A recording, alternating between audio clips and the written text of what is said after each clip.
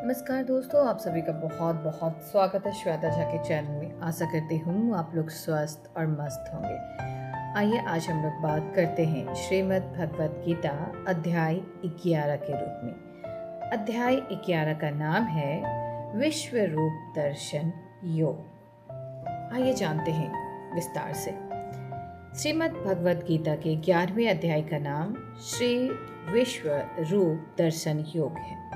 यह अध्याय गीता के सबसे अद्भुत और अद्वितीय अध्यायों में गिना जाता है, क्योंकि इसमें भगवान श्री कृष्ण अर्जुन को अपना विश्व रूप, जिसे कॉस्मिक फॉर्म कहते हैं, दिखाते हैं। यह वह क्षण है जब अर्जुन को प्रत्यक्ष अनुभव होता है कि श्री कृष्ण केवल द्वारकाधीश या ग्वाल बाल नहीं हैं, बल्कि वे संपूर्ण सृष्टि के नियंता, पालनकर्ता और संहारक भी हैं। इस अध्याय में अर्जुन को वह दिव्य दृष्टि प्रदान की जाती है जिससे वे संपूर्ण ब्रह्मांड को एक ही शरीर में देख पाते हैं। इस रूप में अनगिनत मुख्य, नेत्र, भुजाएं, अद्भुत आकार, अनंत तेज और संपूर्ण जगत के विविध रूप दिखाई देते हैं। यह अध्याय अर्जुन को समस्त मानवता को यह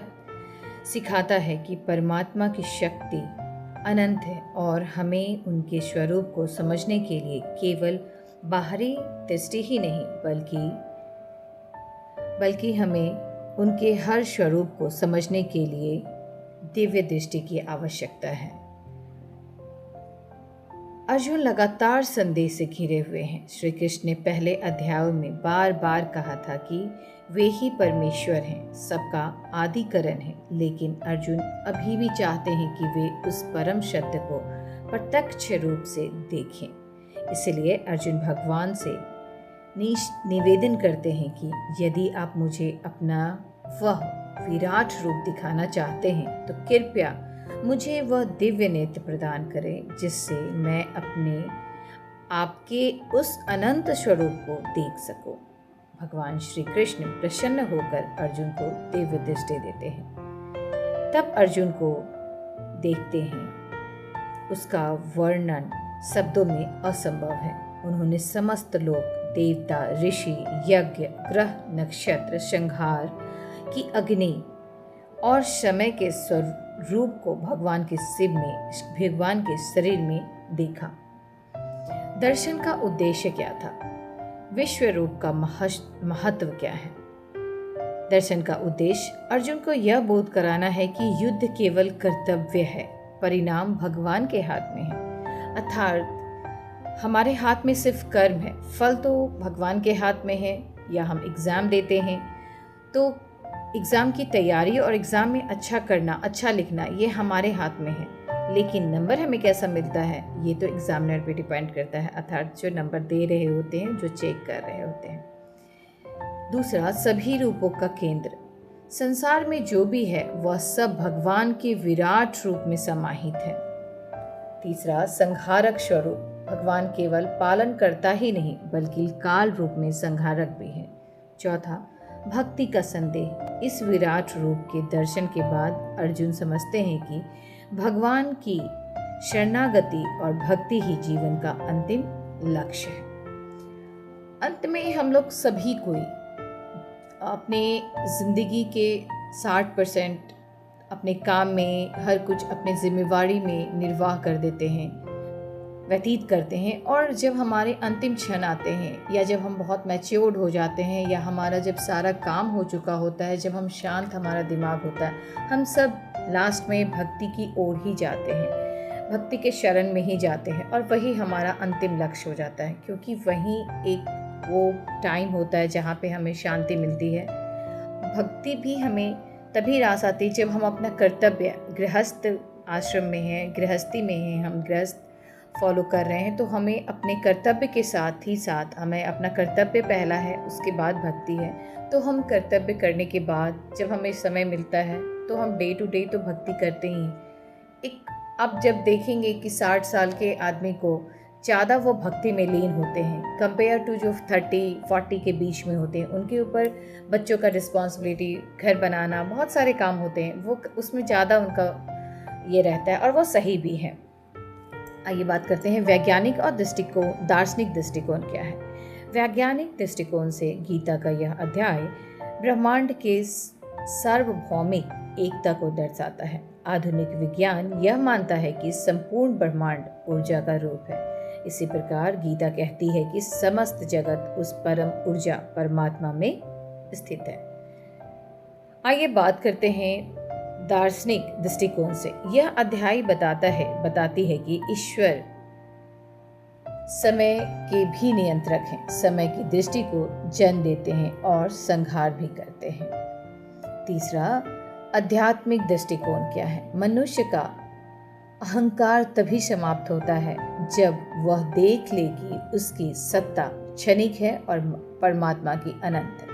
अर्थात हमें लगता है कि हम यह कर लेंगे, ये तो लास्ट तक हम करके ही रहेंगे चाहे जो हो जाए, लेकिन लास्ट में क्या होता है, वो उसको किसी भी कार्य को अंजाम देने के लिए भगवान ही होते हैं। अगर हम पूरा दम लगा दें और अगर वो हमारे डेस्टिनी में नहीं है तो वो चीज़ हमें नहीं मिलती है, चाहे हम कुछ भी कर ले, लाख कोशिश कर ले। और अगर हम हमारी डेस्टिनी में है, हम अपना पूरा 100% देते हैं किसी काम में, तो उसका रिजल्ट अगर हमारे डेस्टिनी में है तो वो भगवान ज़रूर देते हैं। तो वो कोई कितना भी कुछ कर ले, वो अगर कोई चाहे कि इसे ये चीज़ ना मिले, वो मिल के ही रहता है। तो कुछ चीज़ तो हमारे डेस्टिनी, भाग्य पे भी निर्भर करती है। अध्याय 11 की संरचना, विश्व रूप दर्शन योग की संरचना इस प्रकार है। इस अध्याय में कुल 55 श्लोक हैं। इसमें इसे 3 भागों में हम बांट सकते हैं। पहला, अर्जुन की जिज्ञासा और निवेदन, यह श्लोक 1 से 12 तक में है। और दूसरा, विश्व रूप का वर्णन और दर्शन, श्लोक 13 से 31 तक है। तीसरा, अर्जुन का भय, स्तुति और शरणागति, श्लोक 32 से 55 में है। महत्वपूर्ण श्लोक और उसका हिंदी में अनुवाद कुछ इस प्रकार से है। मैं इस अध्याय के कुछ मुख्य श्लोकों का ही वर्णन कर रही हूँ। श्लोक 8 है, न तु मां शाक्ये धृतमनेन व सौ चक्षुषा दिव्य ददामि ते चक्षु पश्य में योगमेश्वरम। अर्थात इसका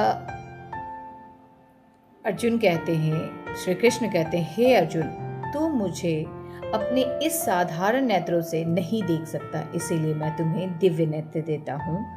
अब तुम मेरे ऐश्वर्य युक्त योग को देख सकते हो। श्लोक 10 से 11 कुछ इस प्रकार से है।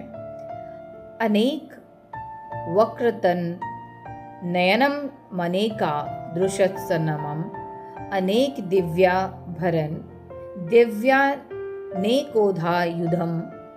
दिव्यमालायंबड़ दिव्य गंधानुलेपनम सर्वाक्षयमनम देवमंतना विश्वतो मुखमम। अर्थात भगवान का वह रूप अनगिनत मुख और नेत्रों वाला है, अनेक अद्भुत रूपों वाला, दिव्य आभूषणों से सुसज्जित और दिव्य आयुधों से युक्त था। वे दिव्य पुष्प मालाओं और वस्त्रों से अलंकृत थे, दिव्य गंध से सुगंधित थे और समस्त आश्चर्यों का आधार थे। श्लोक 32 कुछ इस प्रकार से है।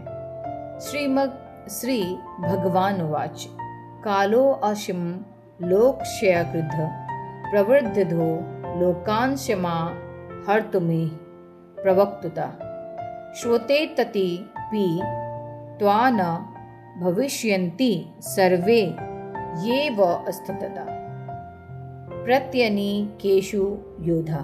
अर्थात भगवान बोले, मैं काल हूँ, संसार का संहारक हूँ। यहाँ जो योद्धा प्रतिपक्ष में खड़े हैं वे सब मेरे बिना भी नष्ट होने वाले हैं। श्लोक 47 इस प्रकार से है। श्री भगवान उवाच मया प्रसन्ने त्वाजुर्देन रूपं परम दशेतमान्मत्य योगात् तेजोमय विश्वमनन्तमाद यन्मे तत्वदयनेन न दृष्टपूर्वमम्। अर्थात भगवान ने कहा, हे अर्जुन, मेरी कृपा से मैंने तुम्हें अपना यह परम दिव्य रूप दिखाया है जो तेजोमय है, अनंत है और संपूर्ण विश्व का आदि है। यह रूप तुझसे पहले किसी ने नहीं देखा। श्लोक 55 इस प्रकार से है। मत कर्म कृन मत परमो भक्त्वा सांगवर्जितः निवेरः सर्वभूतेषु यः स मामेति पांडव। अर्थात हे अर्जुन, जो मनुष्य मेरे लिए कर्म करता है, मुझे परम मानता है, मुझ में भक्ति भाव रखता है, आसक्ति रहित है और सभी प्राणियों में के प्रति द्वेष रहित है, वह मुझे प्राप्त और सभी प्राणियों के प्रति द्वेष रहित है, वह मुझे प्राप्त होता है। अध्याय 11 विश्व रूप दर्शन योग से मिलने वाली शिक्षाएं क्या क्या है। पहला, ईश्वर का विराट रूप। संसार की हर वस्तु भगवान में ही स्थित है। दूसरा, अहंकार का नाश। मनुष्य को यह समझना चाहिए कि उसका अस्तित्व क्षणभंगुर है। तीसरा, कर्तव्य पालन। अर्जुन को युद्ध करने के लिए प्रेरित किया गया क्योंकि कर्तव्य सर्वोपरि है। चौथा, भक्ति का महत्व। अंत में भगवान ने कहा कि केवल भक्ति, समर्पण और प्रेम से ही वे प्राप्त होते हैं। पांचवा, समय की सत्ता। ईश्वर स्वयं काल है, समय को कोई रोक नहीं सकता। 11 विश्व रूप दर्शन योग का निष्कर्ष कुछ इस प्रकार से है। श्रीमद् भगवद गीता का 11 अध्याय मानवता के लिए यह संदेश देता है कि ईश्वर अनंत है, उनकी सत्ता को हम अपनी सीमित दृष्टि से नहीं देख सकते। अर्जुन की तरह ही हमें भी दिव्य दृष्टि की आवश्यकता है, वह दृष्टि जो केवल भक्ति, श्रद्धा और आत्मसमर्पण से मिलती है। विश्व रूप दर्शन यह सिखाती है कि मनुष्य को अपने कर्तव्य का पालन बिना किसी मोह और भय के करना चाहिए। जीवन में सफलता और असफलता केवल हमारे हाथ में नहीं है, वह सब उस परम सत्ता के अधीन है। आशा करती हूँ यह श्रीमद् भगवद गीता अध्याय 11 विश्व रूप दर्शन योग आप सभी को अच्छी लगी होगी। प्लीज़ मेरे चैनल को लाइक करें, शेयर करें, सब्सक्राइब करें और अपने सुझाव कमेंट बॉक्स में ज़रूर दें। जय श्री कृष्ण, जय श्री राधे और अपना ख्याल रखें, स्वस्थ रहें, मस्त रहें। Bye bye.